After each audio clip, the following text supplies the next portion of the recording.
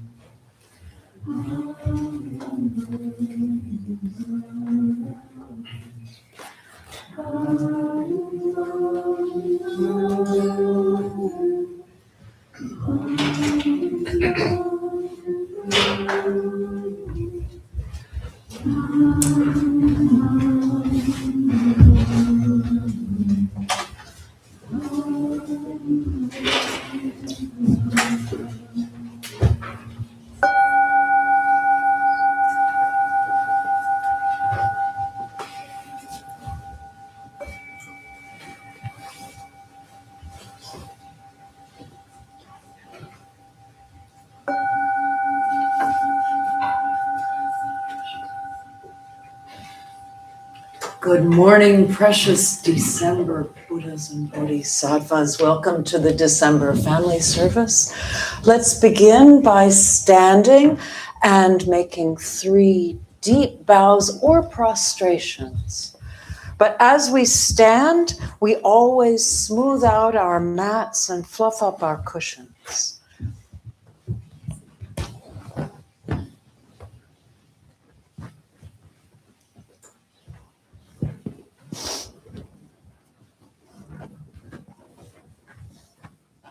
It's a sign of respect because the mats and cushions support us when we meditate. So we smooth them out and fluff them up.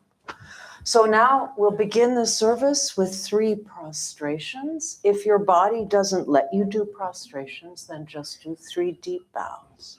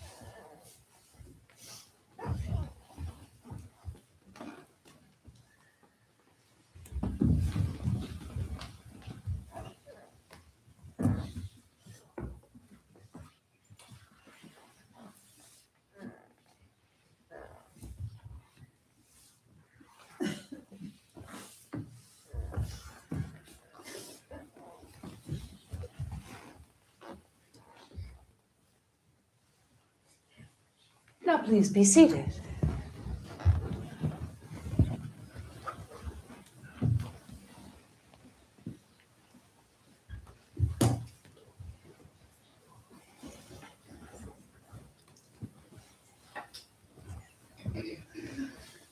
Let's begin by going for refuge. So please put your hands together, palms to palm. You know what I meant. Palm to palm. and then repeat after me. I go to the Buddha. I go to the Buddha As my refuge. as my refuge. I go to the Dharma. I go to the Dharma As my refuge. as my refuge. I go to the Sangha. I go to the Sangha As my refuge. as my refuge.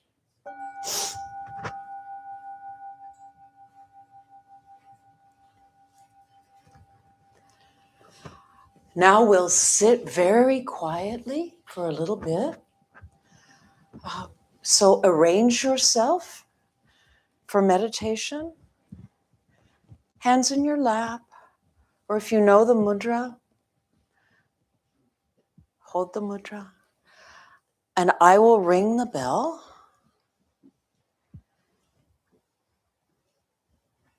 And raise your hand when you can't hear the bell anymore.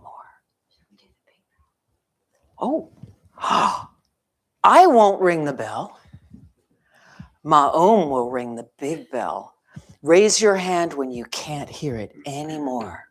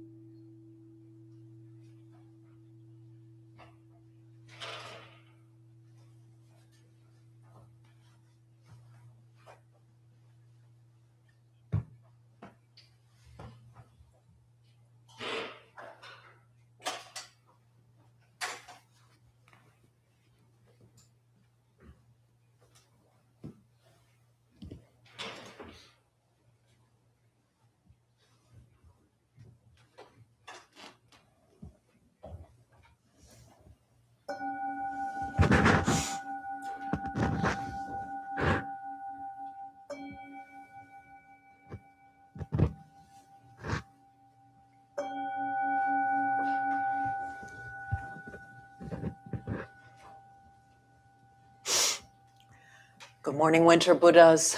My name is Tongsan. I'm one of the teachers here.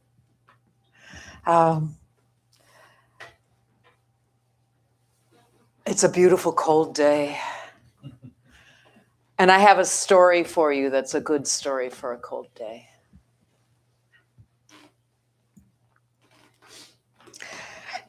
Once upon a time, this happened in Korea, once upon a time. And one thing you should know about Korea is that winters are really cold there, especially in the mountains. It snows and there's ice. It's really cold. So in Once Upon a Timeville, a very long time ago, out in the country, up in the mountains, there was a little hut, and an old couple lived in this little hut. And they made a living with a little, in the summer, they had a little vegetable patch behind their hut. And they put away enough, they fermented the kimchi and they fermented the gochujang, and they had enough to get through the winter usually. But this winter was a really rough winter. It snowed and it snowed and it snowed. And it's like today in Todayville, the high is going to be 20 degrees. Then back in Once Upon a Timeville, the high was like 5 degrees. It was so cold and there was so much snow. And they had run out of food because it had been so cold for so long. And they really only had a little bit left. They had like 6 dumplings that they put out out back to freeze, because of course they didn't have a freezer because this was in Once Upon a Time land. So they really didn't have much food left at all, and they didn't know what to do. So they looked at each other, and one of them said to the other, well, you know, the only thing we have a lot of is straw. Why did they have straw? Because they used it for lots of things. They used it to cover the floor because they were so poor they couldn't afford rugs. So the floor was covered in straw, and it was also a good blanket. It's an insulator. So when it was really, really cold, they would wrap up in their winter grays and put on blankets, and then they just burrow down into the straw to keep them warm.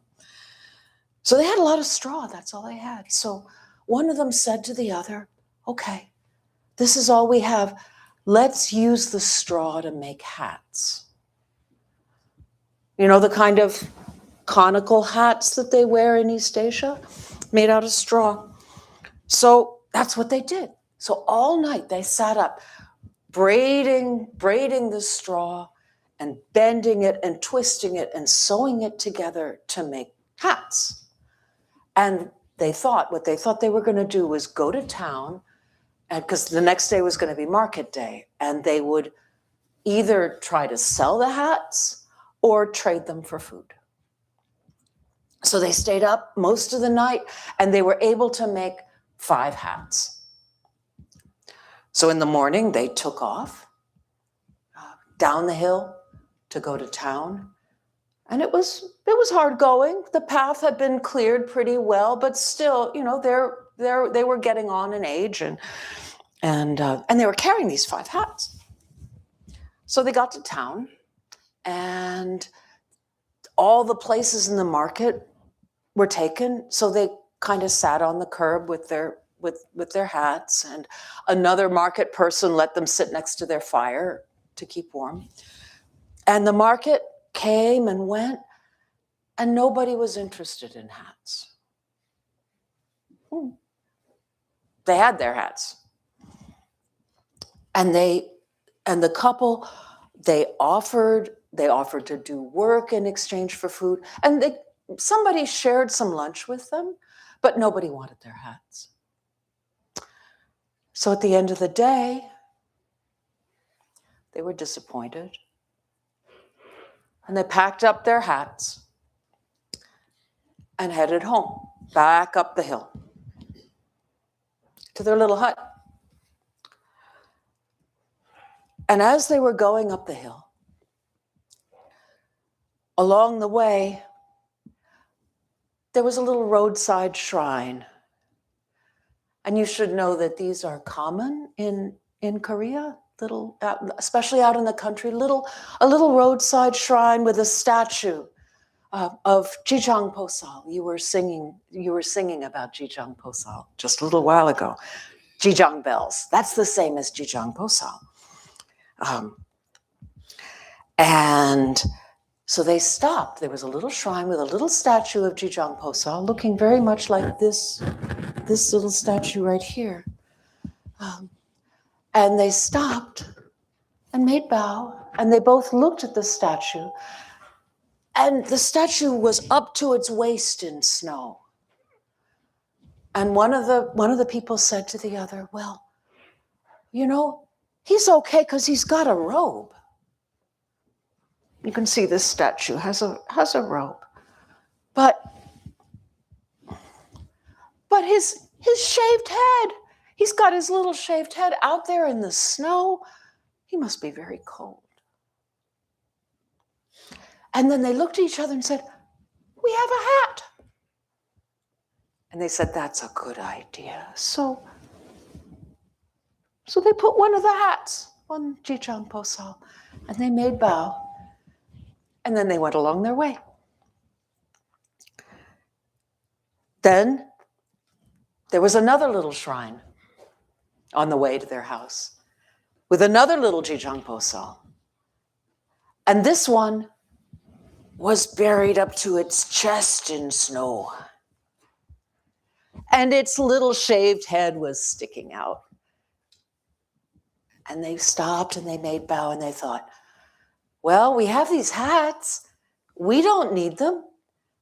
Jijang Posal needs them. So there was another hat. They put it on the statue. They made bow. And they headed along their way. And then they looked at each other and said, well, we got these hats. We might as well. It started to snow. So each one of them put a hat on their head to keep the snow off them. And so they're carrying the third one. And in the last, I don't know, last 100 yards before their house, there was another shrine with another Jijang Posal. And this one, the snow had drifted around him, so the snow was only up to the ankles. But there was a big pile of snow on its head. Just giant pile of snow. And they thought, oh, that must be very cold.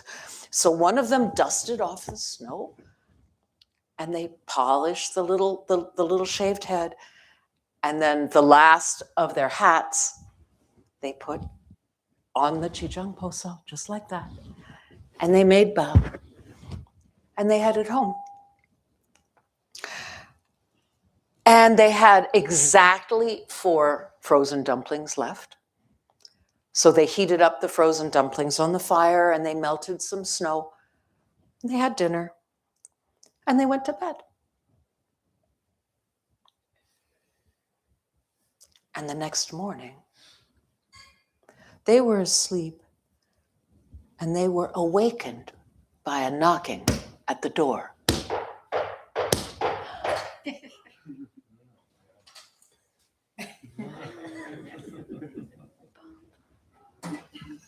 And they looked at each other like that, and then one of them got up. It's like, who's going to come around here? Oh, we're way out in the boonies, and the snow is deep. They opened the door. There was nobody there. 0. There's a big old pile of snow, but there was this big basket right in front of the door. And it hadn't been there the night before. And so they kind of shoveled the snow out of the way and went and looked in the basket. And you know what was in the basket? Food. There was a big bucket of tofu. There was a big bucket of gochujang. And if you don't know what gochujang is, it is super good and super hot and spicy and sweet. It's good on everything. There was a big bucket of gochujang. There were, yes? Is it good on pie? You know, it's really good on cookies. I have a recipe for gochujang cookies. I'm serious. We can talk about it after. And there were big radishes and big giant Napa cabbages and some carrots. There were beans. There were lots of beans, dried beans, so that they could get through the rest of the winter. And they were so amazed. So they picked up the basket, and then on the other side of the basket, they noticed footprints. So they put on their big boots and their big robes, and they followed the footprints. And you know where they went? They went back to that Jijang Posal shrine. And there was the statue with its little hat. And then there were more footprints after that shrine, and they followed those, and you know where those went? They went to the next shrine with the little Jijang Posal with the hat. And there were still more footprints, and they went back and they followed those, and they went to the last Jijang Posal shrine. And then they went home, and they made a fire, and they were so happy and so grateful. And they thought, you know, we didn't have much, but we shared it. And then the world shared it with us. And isn't that wonderful? And Jijang Posal shared it with us. And isn't that wonderful?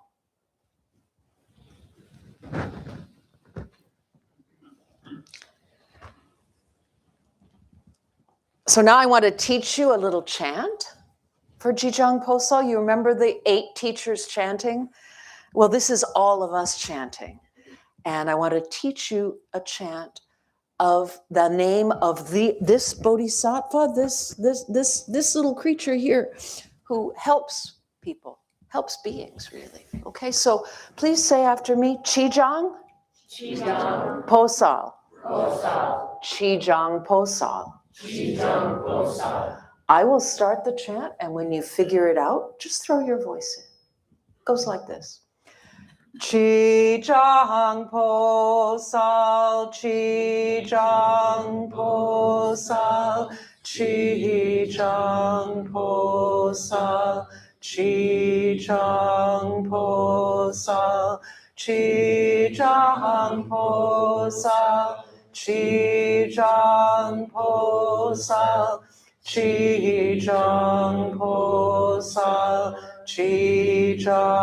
Posal, Qijang Posal, Qijang Posal, Qijang Posal, Qijang Posal, Qijang Posal, Qijang Posal, Qijang Posal, Qijang Posal, Qijang Posal, Qijang Posal, Qijang Posal.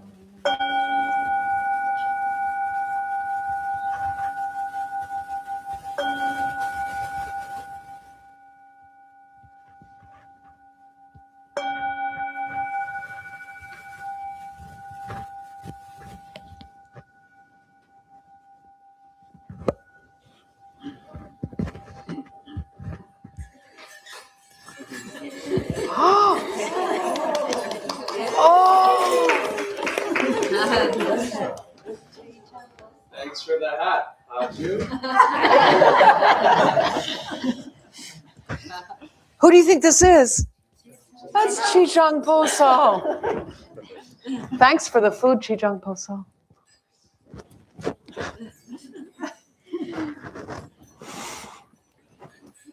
Is there a plan? There's a plan.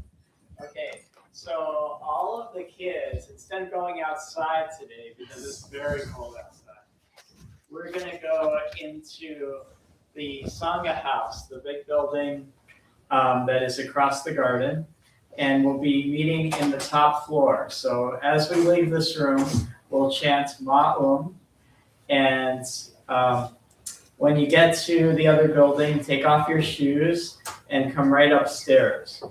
And then after some little icebreaker game together, then we'll split up into our age groups and we'll be doing a craft for the holidays.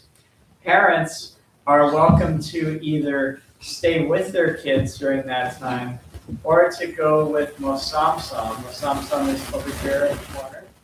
And Mosamsam will be going into the historic temple, the big yellow building next door, and we'll have a mindful parenting discussion for the parents during that time. Okay? Okay. As we're leaving, can we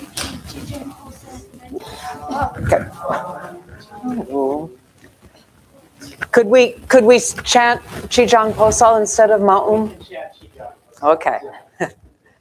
Qijang Posal, Qijang Posal, Qijang Posal, Qijang Posal, Qijang Posal, Qijang Posal, Qijang Posal, Qijang Posal, Qijang Posal, Qijang Posal, Qijang Posal, Qijang Posal, Qijang Posal, Qijang Posal, Qijang Posal, Qijang Posal, Qijang Posal, Qijang Posal, Chi-chang po-sal, Chi-chang po-sal, Chi-chang po-sal, Chi-chang po-sal, Chi-chang po-sal, Chi-chang po-sal, Chi-chang po-sal, Chi-chang po-sal. Chi-chang, Po-sal, Chi-chang.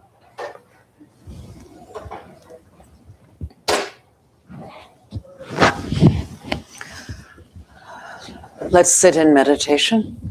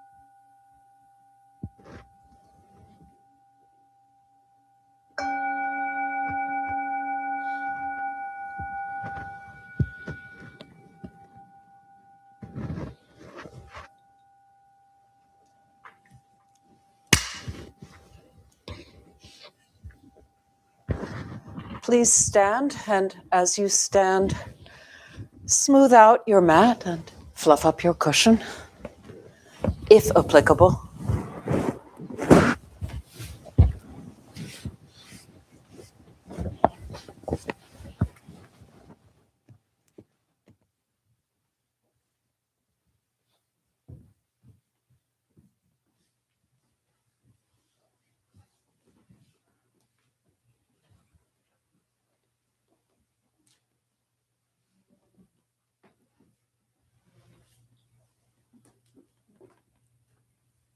Because there can never be too many refuges, we will go for refuge again, first in Sino-Korean and then in English.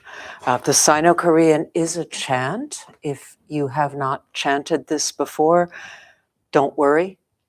It's not really singing, it's practice, it's sound practice. So just throw your voice in with us once you get the hang of it. And then we'll do it in English.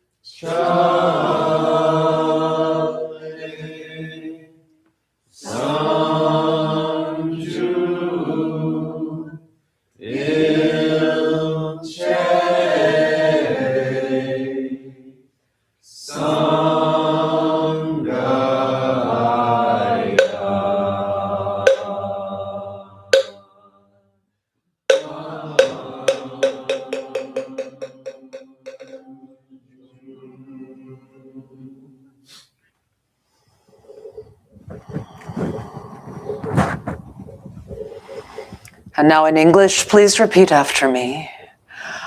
I go for refuge to the Buddha. I go for refuge to the Buddha. And resolve with all beings. And resolve with all beings. I will cultivate a heart of enlightenment. I will cultivate a heart of enlightenment. And realize the great way. And realize the great way. I go for refuge to the Dharma. I go for refuge to the Dharma, and resolve with all beings, and resolve with all beings.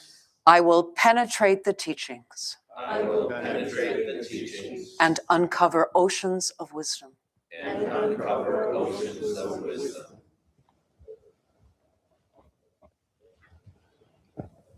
I go for refuge to the Sangha I go for refuge to the Sangha, and resolve with all beings. and resolve with all beings. I will seek peace and happiness for the many I will seek peace and happiness for the many, and transform this world into awakened lands unimpeded. and transform this world into awakened lands unimpeded.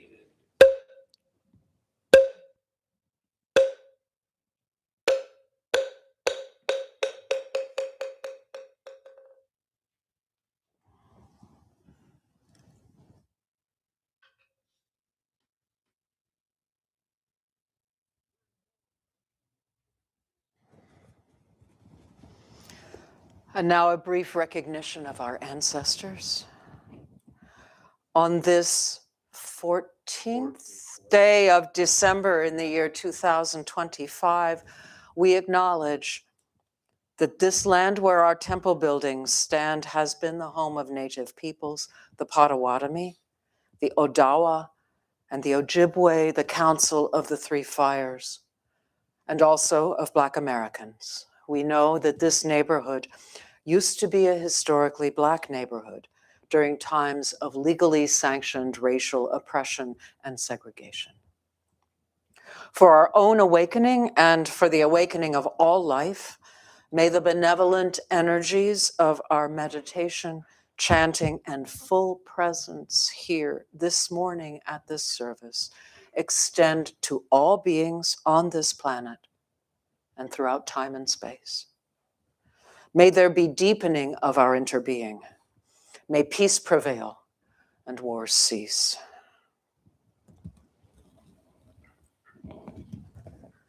Please be seated.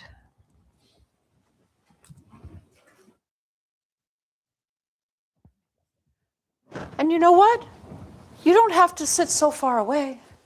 We have this vacuum by the rugs where the kids were. So if you want to be a kid, please. I love talking to the rug, but I'd rather talk to people.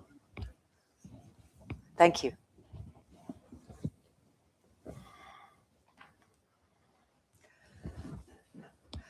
Good morning, good morning, good morning. My name is Tong San. I'm one of the teachers here. The kids' songs this morning, I could hardly stand it. That was wonderful. The new lyrics, if you came in late, the kids were singing out in the foyer Buddhist adapted versions of Christmas songs, and it was just the greatest. So the story that we told this morning was about Jijang Posal, and you can see there are images. We are surrounded by images of Jijang Posal, and here's one to my right, and there's another form of Jijang Posal is here to my left. So who or what is Jijang Posal? Jijang Posal is a bodhisattva. So the next question, of course, is what's a bodhisattva? A bodhisattva, the two words in Sanskrit, bodhi means enlightenment, and sattva is being. So bodhisattva is often translated as enlightening being. Okay, so what does that mean?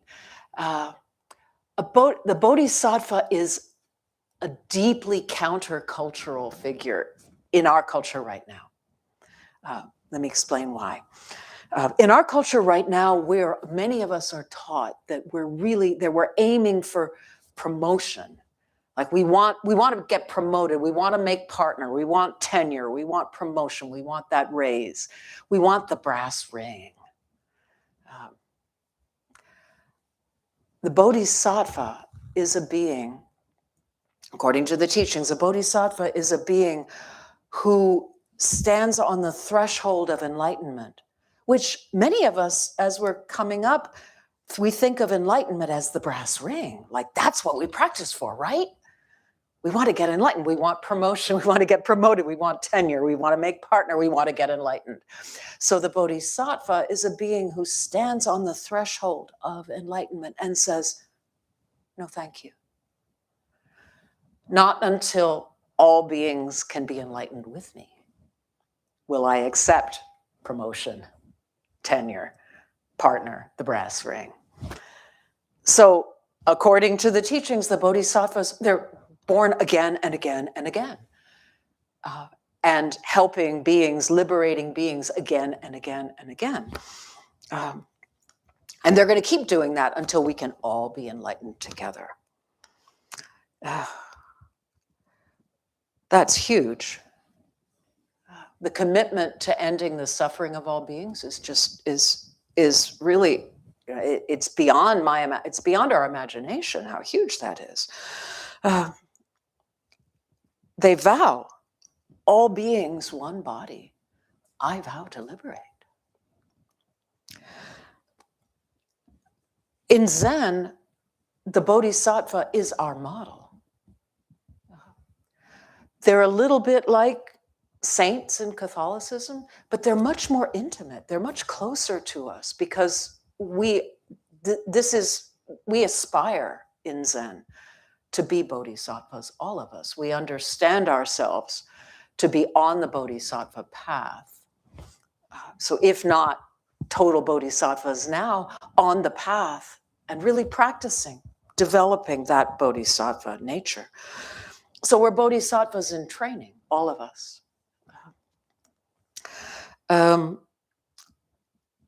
So each of the bodhisattvas, and there are many, in our practice, there are 4 principal ones.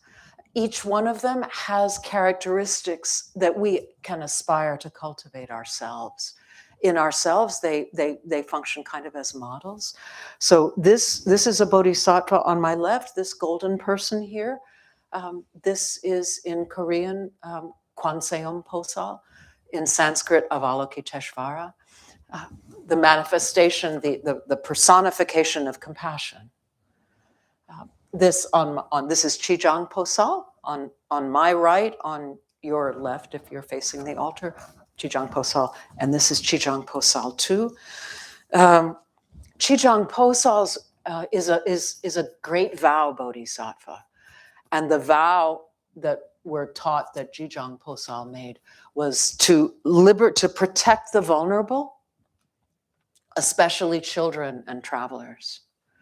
So that's why traditionally there are those little shrines with Chijang Posal statues in them to protect travelers.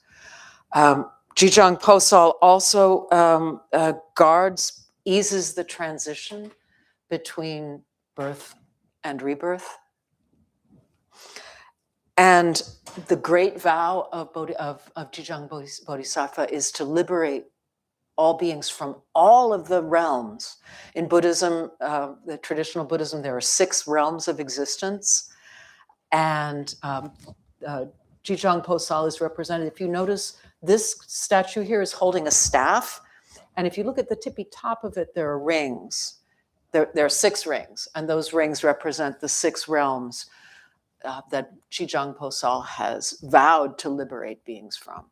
And the 6 realms are, let me see if I can do this. Let's start from the top. So there's there's the realm of the gods. There's the realm of the fighting demons. There's the realm of humans. Am I going to get this? Animals, hungry ghosts, and there's the hell realms. Chijang Posal has vowed to liberate beings in all of those realms. And they are often represented with the staff in one hand, and you'll see that this figure is kind of cupping the left hand. The left hand often has a jewel in it. This one had a jewel, but it lived in the garden for a while and a squirrel stole it. So the jewel is to cast light, especially in my own practice, since I work with incarcerated people. I often, Jijang Posal is very dear to my heart because prison is a hell realm. And I think of Jijang Posal with that jewel, shining light, and liberating beings from that hell realm. Jijang Posal casts light fearlessly into hell realms and vows to liberate all. Now, is this literally true? I don't know, but I know it's metaphorically true. And because there are so many hells around us, there's incarceration, mental illness, addiction, ancient twisted karma, so many hells. The 3 poisons, so many hells. So Jijang Posal makes a vow to liberate beings from the hell realms. And bodhisattvas in general make vows. As aspiring bodhisattvas, we make vows too. At temple, we recite bodhisattva vows after every service, after every meeting, really kind of a lot. So we will recite them at the end of this service, but I will recite them for you now. If you have been coming to our services or are familiar with Buddhist practice, you've heard these vows many times. Please try to listen to them as I recite them as if you'd never heard them before. And then I will ask if anyone has indeed never heard them before, and then we'll talk.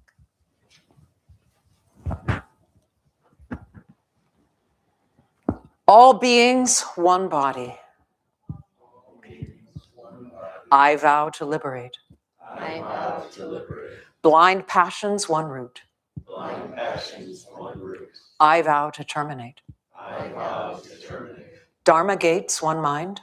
Dharma gates, one mind. I vow to penetrate. I vow to penetrate. The great way of Buddha. The great way of Buddha. I vow to realize. I vow to realize.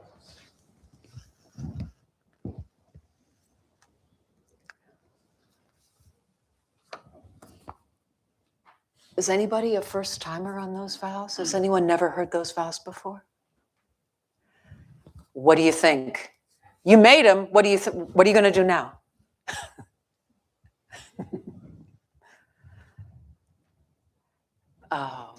Anyone else who's never heard them before, or someone who pretended, who listened? I asked you to listen as if you'd never heard them before. What happened when you did that?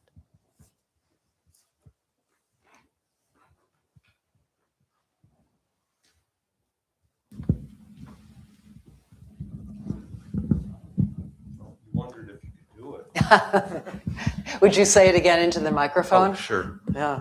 You wondered if you could actually live up to that or do it. Yeah. Anybody else wonder if they can do that? Can we have a show of hands? Yeah. Yeah. So I want to start by thinking about what a vow is. I grew up, and maybe I might be like many of us. The vows that I'm most familiar with are marriage vows. So I grew up thinking that a vow was a kind of a promise. And it was punishable if not fulfilled. So what you do with a vow, if you're a bad person, is you break it. So marriage vows, like you break your marriage vows and marriage breaks up, divorce, right? So what I grew up with was this idea that I vow to do X, and if I don't do it, I've broken my vow and I'm a lesser person for it. Anybody else that resonate? Not so in Zen. We know these vows are impossible, but we make them anyway, and sometimes several times a day. So what's up with that?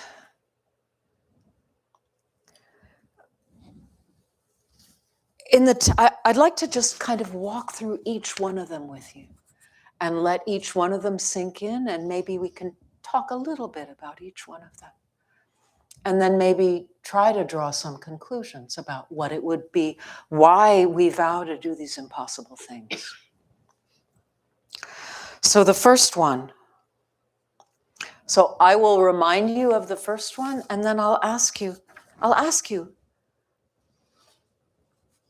what you think it means. So here's the first one. All beings, one body, I vow to liberate.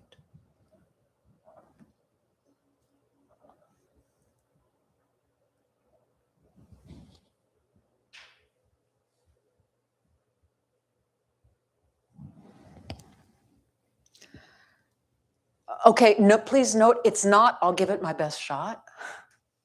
It's not, I'll try my best to. It's, I vow to liberate.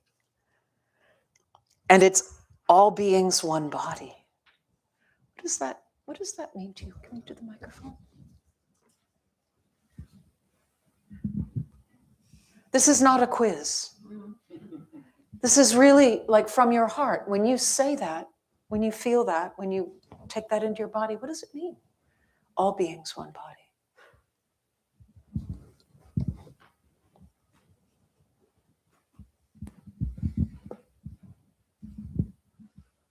I'm not sure how best to put this into words, but is it my job to liberate myself and allow that goodness to go out? Or is it my job to liberate everybody else? And is doing either the same thing?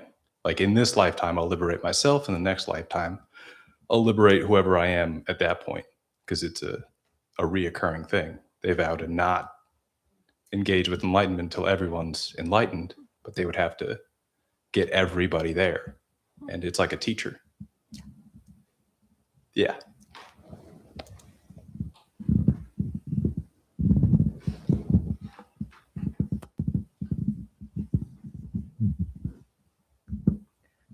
I feel like it's an acknowledgement of our interdependence. None of us are going to do this by ourselves.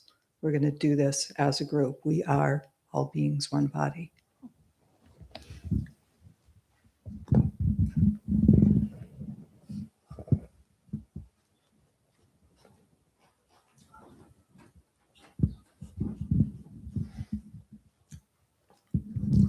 Yeah, that was my same perspective that she just spoke on. Through my practice, I'm able to experience the oneness, the wholeness, the fullness, the completeness of all things in every moment. There's no separation between me or anything else. So I vow to liberate so I can be one with things just as they are. And that brings about an immense amount of peace.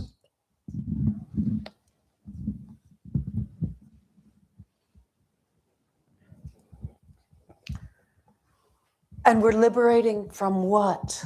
From suffering? From the hell realms? From clinging? From, well, let's go to the next. I'm aware of time. We may not be able to actually discuss each one of these.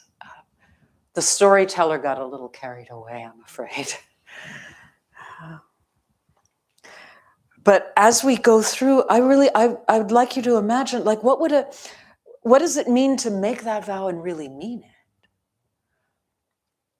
And what does it mean, and maybe even more important than that, is what would a day directed by this vow really look like? So here comes the next one. Blind passions, one root, I vow to terminate.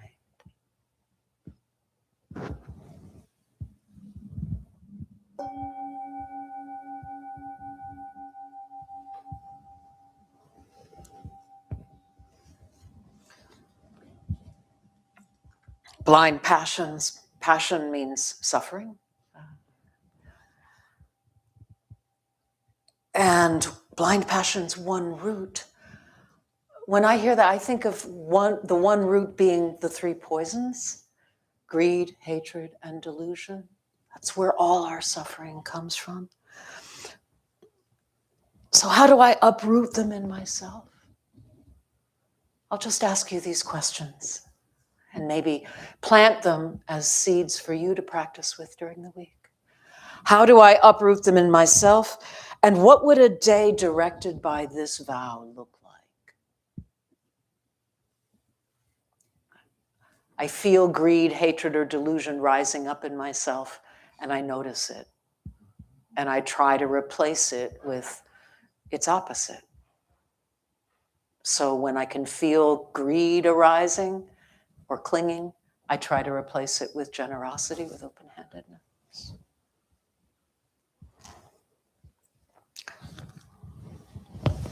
Dharma gates, one mind, I vow to penetrate.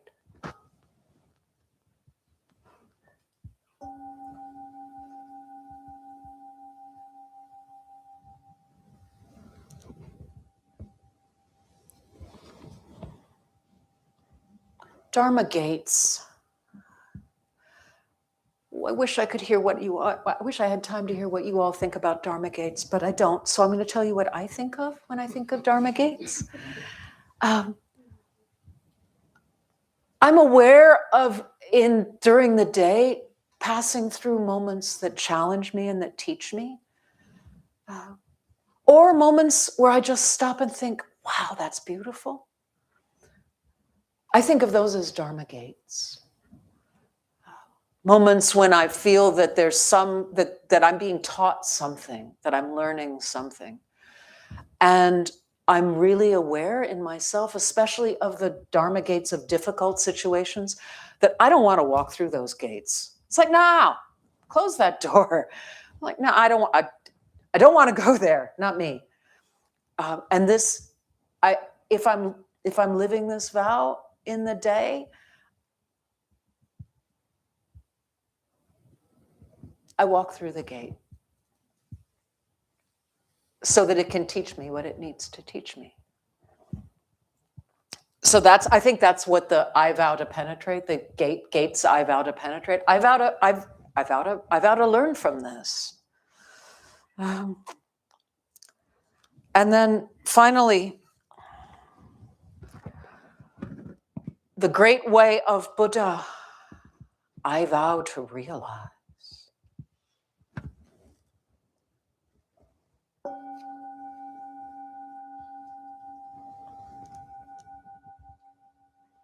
Yao.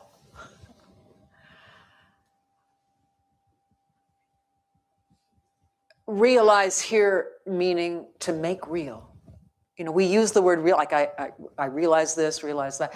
Like we don't really think about what it actually means, which is to make real. I resolve to make the great way real.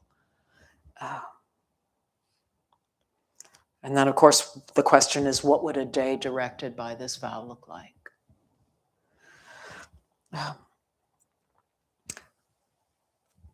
Again, I wish I had time, maybe over tea we can talk about what different versions of our days would look like guided by these vows.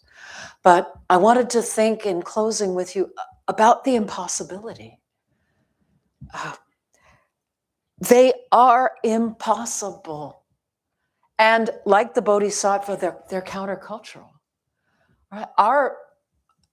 Our culture, at least work culture right now, is all about make it doable, right? Set goals, set SMART goals. And I can't remember what SMART is, an acronym, and I can't remember what it stands for, but it's all about making goals, setting deliverables, right? We got to have something deliverable. We have to have something doable. Set SMART goals. Beloveds, these are not SMART goals. These are impossible vows. So, yet we do it. It's countercultural, yet we do it. Why? Aren't we committing ourselves to failure? And yet, Mahayana Buddhists have been committing themselves to this failure for, almost 2,000 years. So why do we do it? Again, this should have been a discussion. But I would think, one, it's an argument against the way our culture works, which is all about deliverables. And it's an argument, really, it's a practice of making our imaginations bigger and making our understandings of ourselves bigger. Because the point, I think, it feels to me like they're not promises so much as intentions. And one thing that I've found by reciting vows every day, multiple times a day, is that they really do help me shape my activity during the day. And I can feel how they're changing, how the vows have changed me. So I think the point is not to fulfill them because we can't, because they're impossible. But the point is to make them repeatedly and then to let them change us. Because it's not about us making or keeping the vows, it's about letting the vows change us and shape us.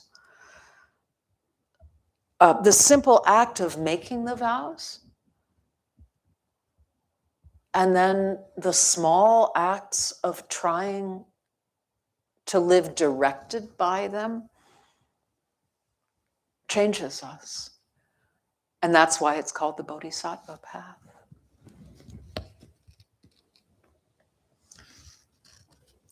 We probably have time for maybe 2 or 3 thoughts. Or not.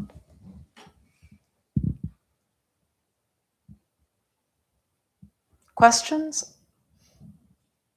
Observations? Thoughts?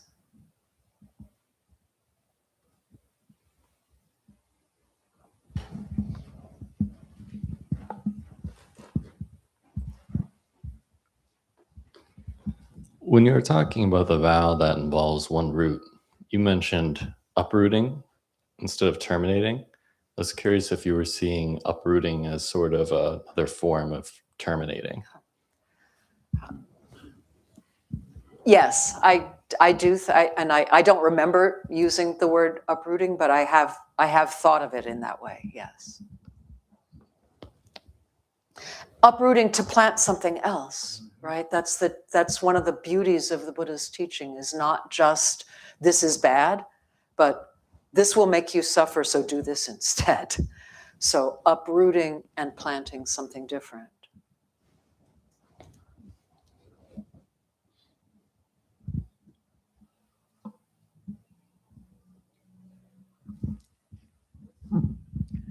I think up until today, I've tended to see the vows as a little on the grandiose side. I'm going to save you. Yeah. And thanks to this and to people's contributions, I think for the first time, I'm seeing them as I'm seeing the equanimity required to even approach them, if that makes any sense. I'm seeing the solidarity and the unity of making these vows because of the in many one thing. So I want to thank people for helping me turn my head in that direction. I'm still completely confused, but I feel like I'm seeing them in a very different way. So thank you.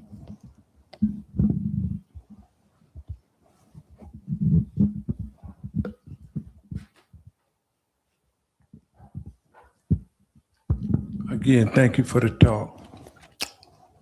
But the way I see the 4 great vows, I see them as only an expression of my true nature.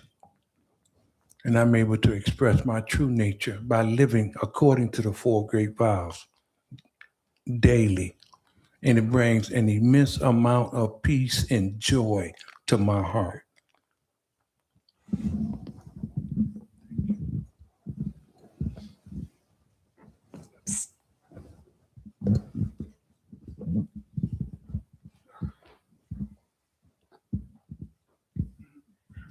Thank you.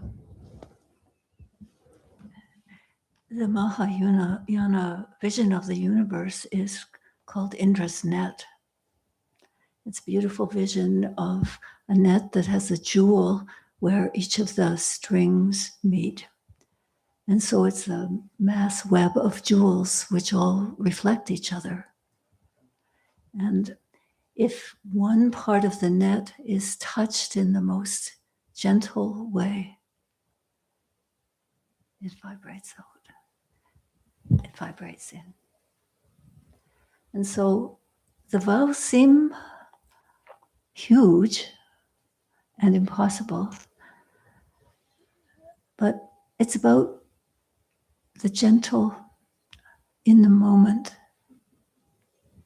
doing in response rather than in reaction, and being a harmonizing force of the net. Yeah, can you feel it? Yeah.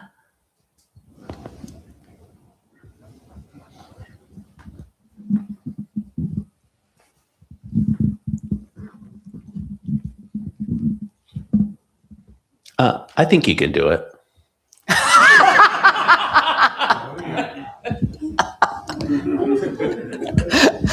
That's an excellent way to end our service today.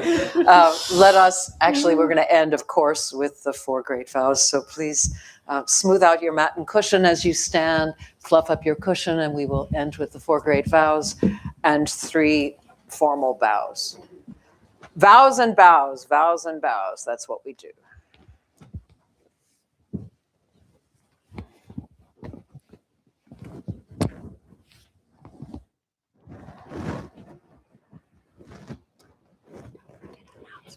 Of course.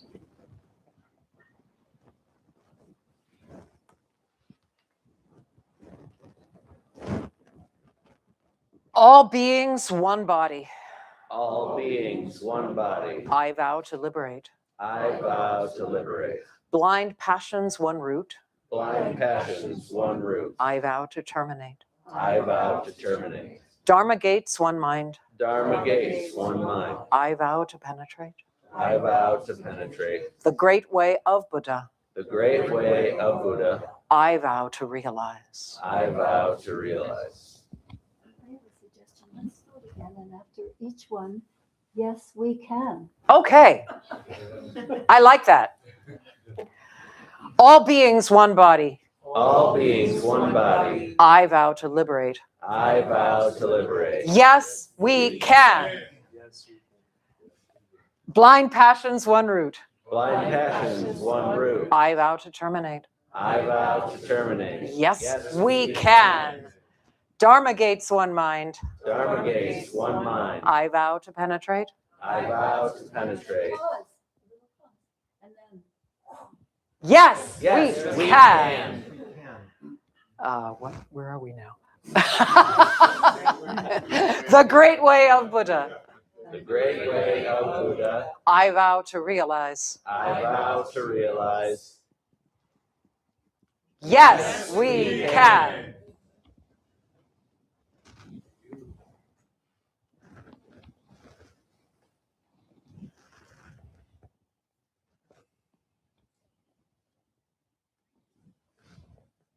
Announcements. Please be seated.